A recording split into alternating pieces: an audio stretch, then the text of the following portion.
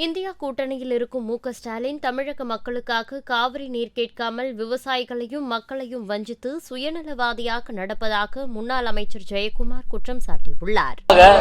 காவிரி நீரை நம்பி பயிரிடுகின்ற டெல்டா மாவட்ட விவசாயிகள் அத்தனை பேருமே பார்த்தீங்கன்னா இன்னைக்கு ஒரு பெரிய அளவுக்கு அவருடைய பேரிடியாக இன்றைக்கு மேகதாது அணை குறித்து சட்டமன்றத்தில் கர்நாடக சட்டமன்றத்தில் அந்த மாநிலத்துடைய முதலமைச்சர் நாங்கள் மேகதாது அணை கட்டுவோம் என்று சொன்ன பிறகு இன்றைக்கும் அவர் வாய்மூடி மௌனியாக இருப்பது என்பது திரு கருணாநிதியுடைய அந்த வழித்தோன்றல், அவருடைய வாரிசு, அந்த உரிமையை எப்படி அவர் விட்டாரோ அதே போலதான் இவர் உரிமைக்கு குரல் கொடுப்பதில்லை. அதே நேரத்தில் அது இந்தியா கூட்டணியில் இருக்கின்ற திரு மு.க. ஸ்டாலின் திமுக அந்த கூட்டணியிலே பங்கு பெறுவதற்கு ஒரு கண்டிஷனை போட்டிருக்கணும்.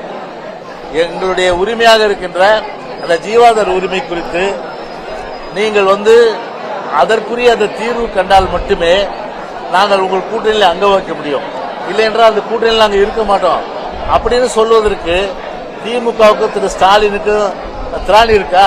இல்ல.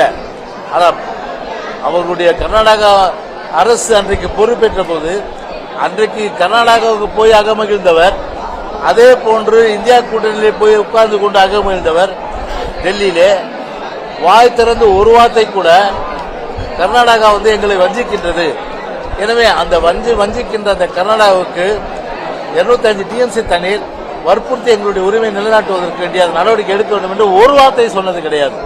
அந்த வகையில் ஒரு சுயநல கும்பல், சுயநலமாகவே முழுமையாக இருக்கின்ற திராவிட முன்னேற்ற கழகம் இன்றைக்கு தமிழ்நாட்டு மக்களையும் விவசாயிகளையும் இன்றைக்கு வஞ்சிக்கின்ற செயல்தான் இன்றைக்கு. செய்திகளை உள்ளது உள்ளபடி தெரிந்து கொள்ள ரெஃப்ளெக்ட் நியூஸை சப்ஸ்கிரைப் பண்ணுங்க.